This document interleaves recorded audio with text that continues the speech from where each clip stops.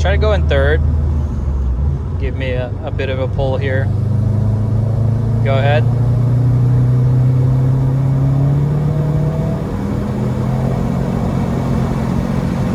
That's good. I recorded that. I think what happens is it has pretty good timing, and then as your boost increases, it kind of dips the timing, and then it climbs back up. So I think I can fix that. How's life? Pretty good. Not too bad. Has it been hot? It has. It's been super hot. What's up? So you did a front mount on this thing? No, I did top mount again. Top mount. Top mount, but it's active. Nice. Let's check it out.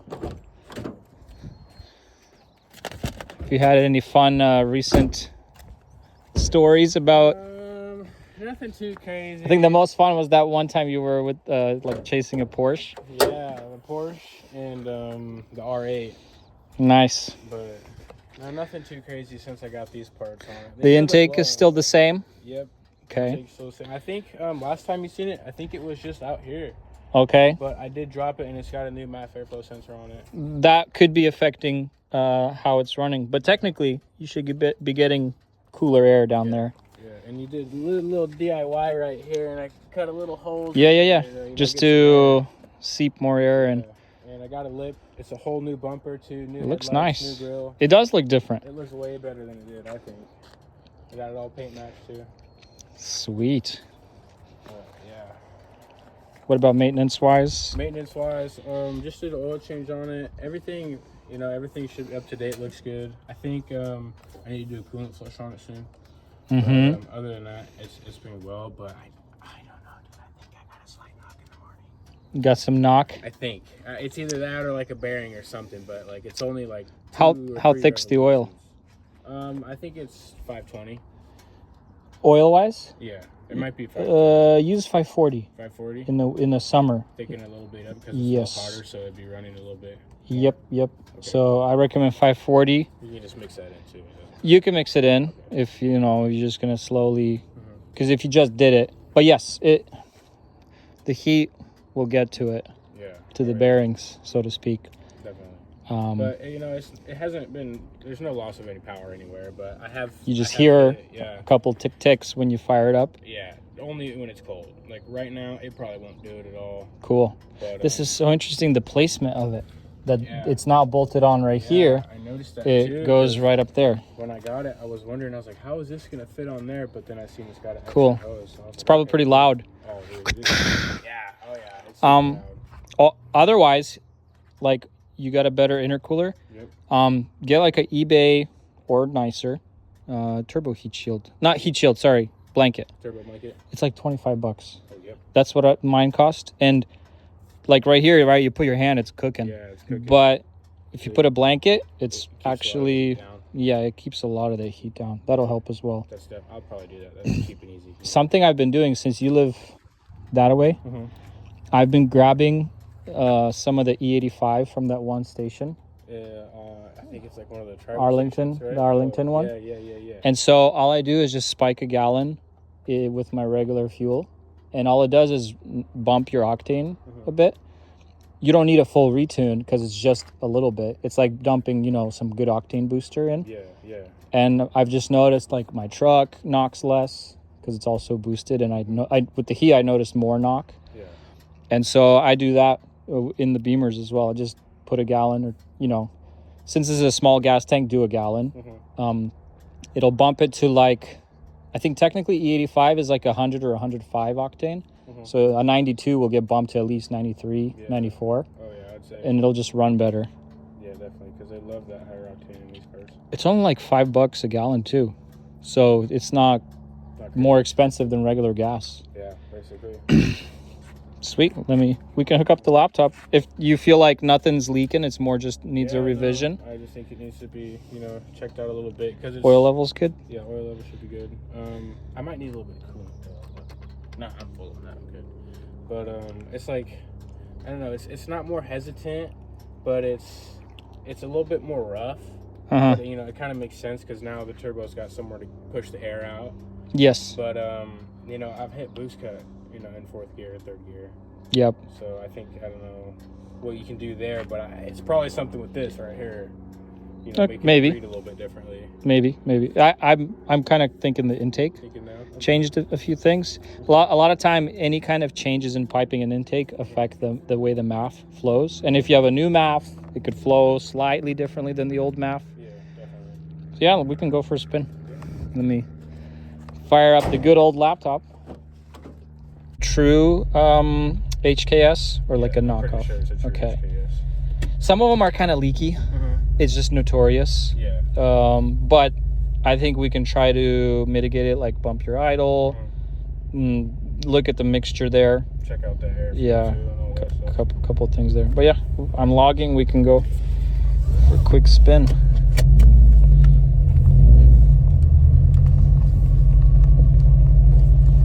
Yeah, I like the heat. Yeah. I'm a warm weather guy for sure. Beats the rain. Yeah, and everything's just so nice, you know. It just brings out the beauty and everything. And it pops a whole lot more too. Because of the blow off, the air escapes, and yep, it causes a rich condition. So that's normal. It's because that air used to go back in your intake, kind of recirculate, and so the mixture remained more or less whatever the ECU is asking for. Yeah, so there's just more fuel. But now the air is escaping, the fuel is remaining, and it's popping in your exhaust.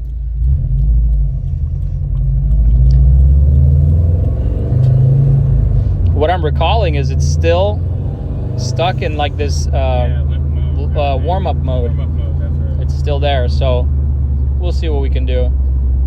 You're saying something about how the timing wasn't acting right. We checked it out that one time. Yeah, I'll run this log and then we'll revisit. We can go left. Yeah, there's like a quick straight that you can maybe give me. I mean, the intake temps are pretty good. They're reading 90, which is good for this heat.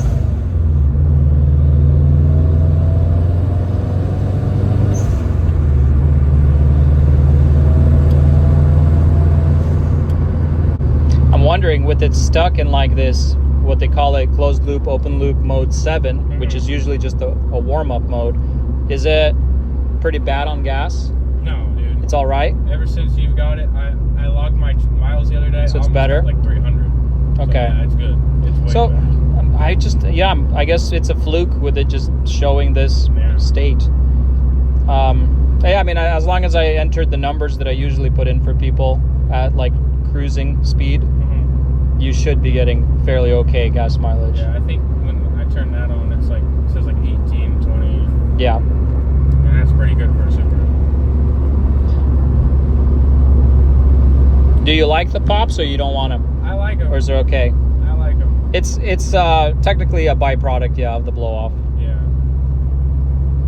Some people, like before, I would have the GFB where you could adjust how much it recircs and how much it blows off, and so I would usually put it like right at the spot where it does like a pop every now and then. Yeah. And I remember I would turn it more to the blow off stage and it would like actually super loud. It would be more loud. Yeah, it's just the quantity of fuel.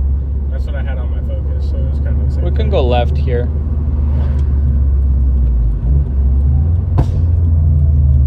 A lot of people request this specifically in there too. I want it to pop and fart.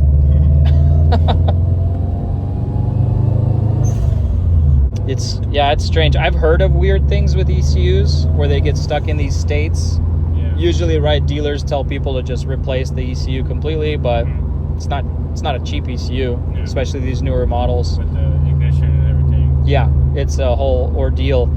I had one time where we accidentally bricked the ECU, and it was like $100 on eBay, but it was an older Stinkeye WRX. So the guy just went on eBay, purchased a $100 ECU, and we put it in. Yeah. You got lucky. That was a lucky one, yeah. We're gonna hit a straight. Maybe you can give me like a third gear. I'll tell you what, it's coming up after a couple turns. So this is the straight if you want to give me a little.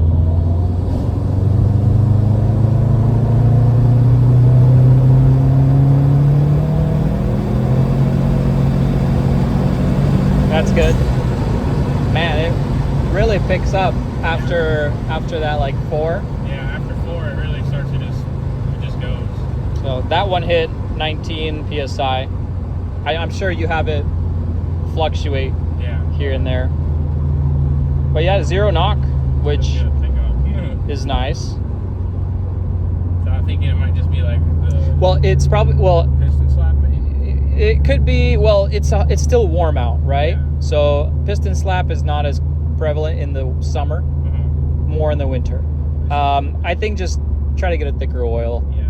Yeah, this guy came over and he was running 530. I said get thicker. He went 1030. 1030. Which just means it's a 10 when it's cold, right? And he said his tick went away. Okay. So you could try 1030. Yeah, I think I'll throw some 1030 in it. Pretty much what 10 stands for, right, is cold, and the 30 is hot. You can do a UE. Yep.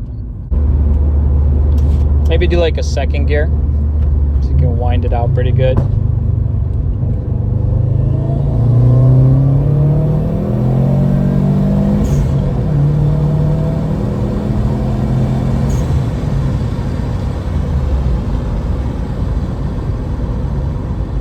She's goods. I also see that it begins to scoot a little more after like 3-4K because the timing bumps up as well. So I'll check the map. Maybe we can get it to start scooting a little bit earlier. Yeah. And as long as it's happy with the fuel mixture, should be fine. Yeah, and it didn't drop really idle at all right there either. Yeah, I'm trying to keep an ear out for what you were saying with it like wanting to die. Yeah, because I tried to do it like I normally just I dropped it off in neutral and hit the brakes a little bit. It has just an in and out port, and the main port I'll show you on your inlet which one usually sucks in the most oil from the. And where does it go? Because I know it goes from the turbo inlet, right? Yeah. So from the turbo inlet to the catch can, and then where does it go from there? To the pretty much on the sides of the heads you have 2 breather hoses, breather tubes, and so pretty much any kind of positive crankcase pressure, PCV pressure. It just dropped. Okay. Saw it. That time.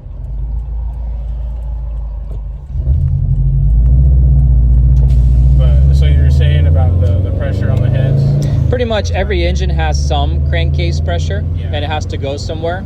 If it didn't have anywhere to breathe, it would kind of tear your engine apart from inside. Yeah. You know, and so all that air has to go somewhere. And instead of evacuating it just into the atmosphere because they think that's, you know, harmful or unhealthy, they would just route it back into the inlet without much filtration. So any kind of oil would just go back through your turbo, through the intercooler, and back into your engine to burn off. I see. And that's also a little bit what makes it pops too, right? No, the oil is not very combustible, so it actually worsens your fuel grade, or it like dilutes the octane rating. I see. That's why people do it as well. You want to have the most pure fuel and air mixture in there. You don't want any other mixture of oil. Yeah. I see. Overall, it feels pretty good. Still. Yeah, target boost, it's 19, but we're not doing too much boost control because you have that stiff spring. What I'm gonna go down at the bottom right away, just check out your idles. Have you had any check engines recently? It's just one overboost. Okay, yeah. That was it. Everything else has been the same codes, you know, just like heater bank and whatnot. So set your idle to 850. Okay, it was at 800 before, right? Currently at 800. Okay. 850 is not that bad. No. My car idled at like 1,000. So I got a question. So I don't know if it's like my clutch engagement or what, but sometimes if I'm in traffic, I'll be like in first and second, and if I just like left the clutch out, I'll just go. Like I'll just go, and I don't have to hit the gas, and it's just like the gas is just going. Yeah, it just has enough, so to speak, like torque to kind of get you going. Keep it rolling sometimes. Yep. Because I did hear that my buddy on his newer WRX has like an anti-kill, where like he just slowly lets the clutch out, kind of like a motorcycle, and he just starts moving and he goes. I think it's just the car has enough, you know, whatever it is, 20, 50 pounds of torque to kind of get you moving. It might not accelerate, but it'll putt. No, it stays constant. And then sometimes, like, if I come to a stop, I haven't really had it happen in a while, but my idle will just come up with the clutch in. It'll come up to like 3, then it'll drop. And it'll go up to like 3 again, and then it'll drop. And I'm not hitting the gas. It's just doing that one. I'm not too sure on. I think there might be like some air in my clutch or something, in my hydraulic system. The clutch doesn't have like a vacuum connection to the engine. It's only the brake booster, right, that has a line that goes. So sometimes I know when people like sit there and pump the brakes, you'll see the idle kind of. Yeah. But I've never heard it do that because of a clutch. Yeah. That's interesting. It's weird. Okay. It doesn't really affect it, like, and only when it's in gear too. If it's in neutral, it'll drop down and be normal. Kind of wild. I don't know what it is, but it's just, I guess it's just something, because it, it doesn't affect anything really. Okay. Yeah. Okay. I'll give you a little more timing towards before 4K at full load. Okay. Should pick up a little better.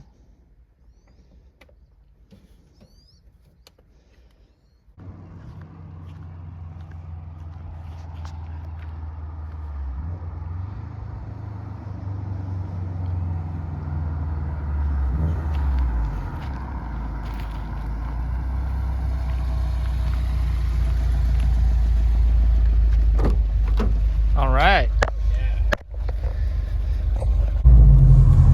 What's it called? It's like the idle air control, I think. Okay. I think it might be that.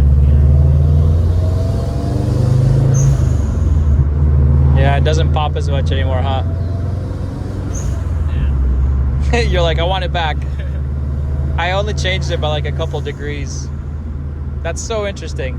That couple degrees of timing will make it stop doing that. Oh, it does a little bit. Okay, it's still there. They're not as deep anymore. It's not as huge. Yeah, which makes me feel a little better, because sometimes I feel like it's hurting my motor. Boom shack. Yeah, it scares me, and I'm just like, are you alright? Okay.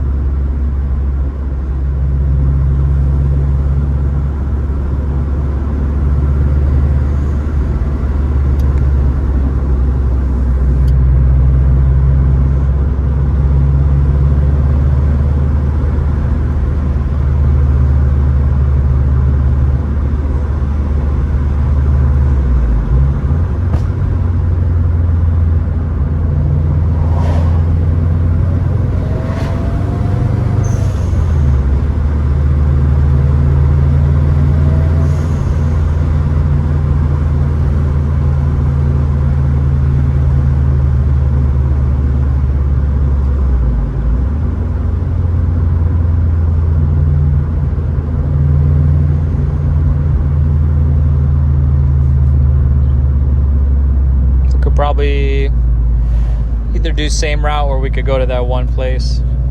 Just keep going straight. Yeah. He's like, oh, Subaru. Yeah. Or he needs a tune. Yeah, that too. That thing's smoking. Consistently too. Yeah. Do I don't know. I'm not big into diesels. Is it easy to blow a diesel head gasket? Do they have head gaskets? I believe they do. I think they do. It's pretty easy, I say, once you get in like the 40 pounds, 45 pounds mark. Yeah. But if you do the head studs, not really. Okay. You're mainly brake and drivetrain a little. And the torque converters, right? Those are the ones that go. Big points.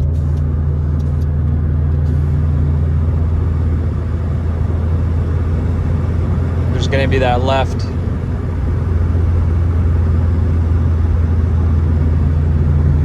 Try to go in third. Give me a bit of a pull here. Go ahead.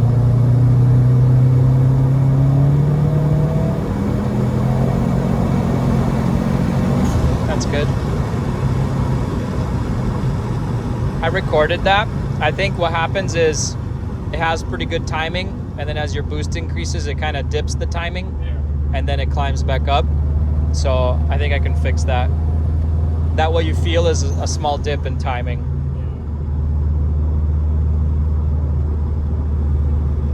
On the way back, maybe we'll do one more. I'll have 2 examples of the data.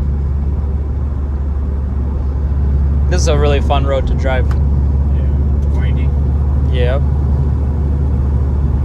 It's a clean truck for an oldie. Yeah.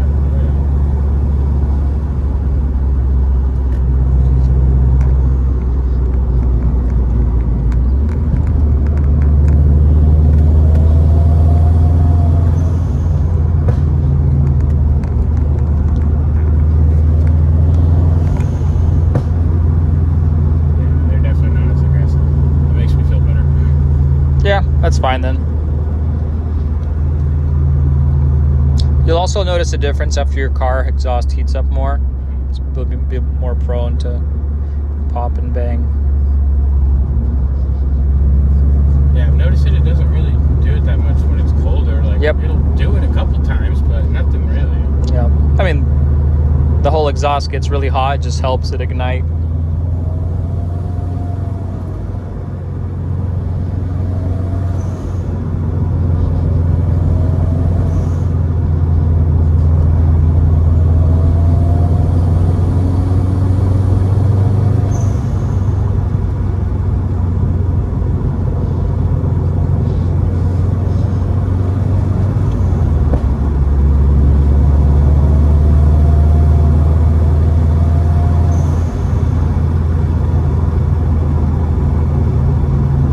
Oh yeah, and remind me when we get back to show you the catch can thing.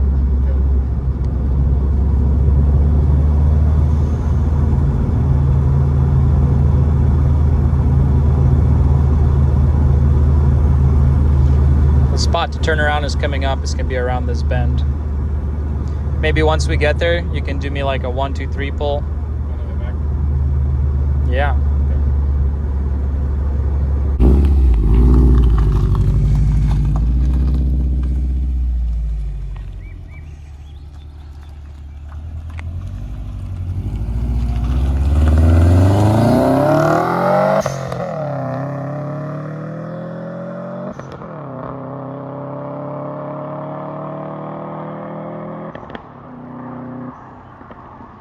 Sounds good.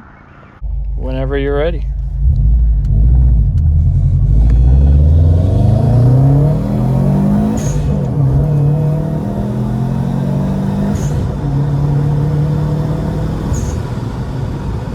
can definitely hear that blow off from a ways.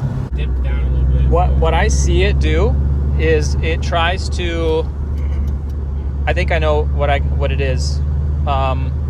I copied your fueling for cruise and for wide open throttle, or open loop as they call it.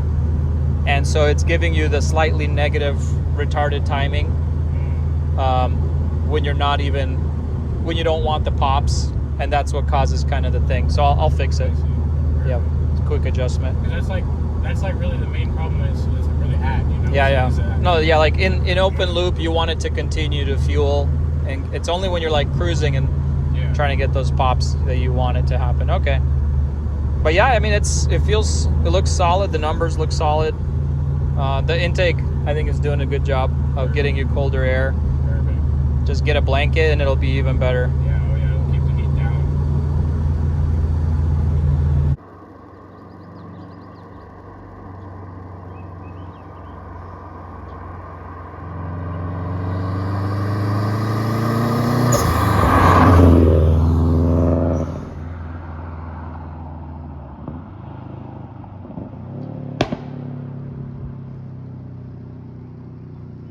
Third gear. Feels like you're floating.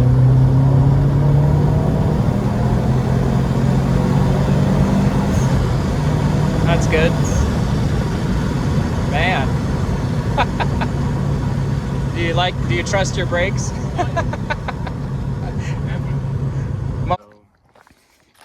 You might not even need all of it, but we can look. Why not?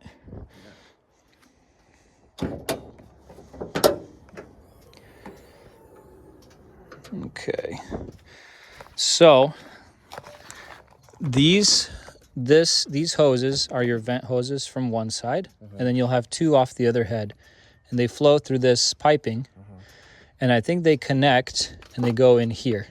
So pretty much that blue ones, this one right here. So those vent into here, and you would want to I don't know what this one's used for. Okay, these are just used for your whatever controller. And that one goes somewhere else. So pretty much this fatter one is where these two are vented to. What you could do, I know it's a little work to get to it, you would connect pretty much two to there and then route them to those and then mount it somewhere here. So two straight into this one? Mm-hmm. So it'd just be like a, see if I can get like an adapter or something that's got two more extensions on it for the hoses? Because is there just one hose right here? Just that one? Like, I think there's just one. Okay. And so, yeah, you might need like a plastic. I might have some. We'll go look. I probably have some. So an adapter, it's just not cool that it's like right here. Yeah. It's not fun to do. It's just going to be a little bit tedious. Yeah. So, but yeah, run both the hoses from basically this hose. Two ends to wherever, two. like I could follow it back, right?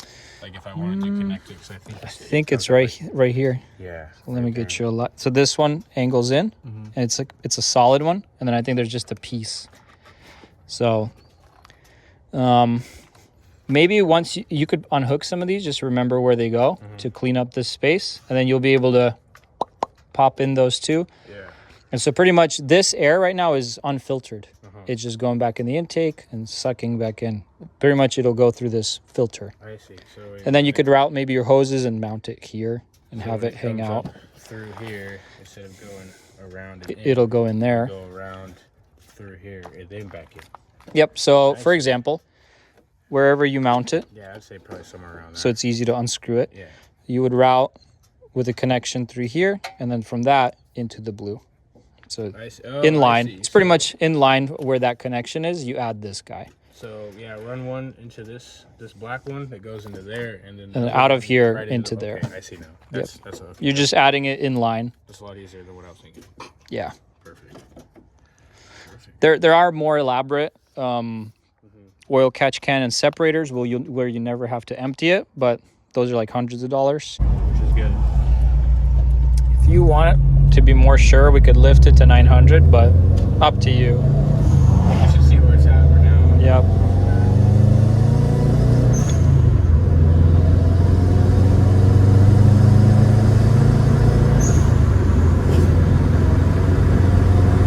A lot of my buddies tell me it's pretty smooth too.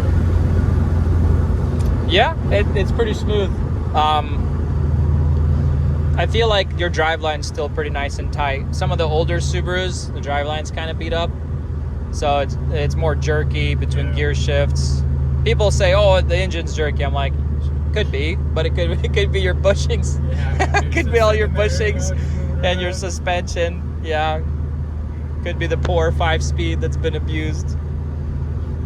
Yeah.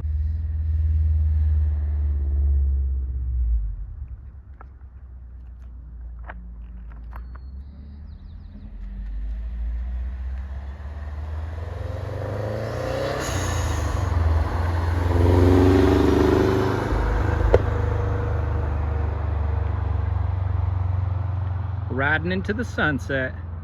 Yeehaw!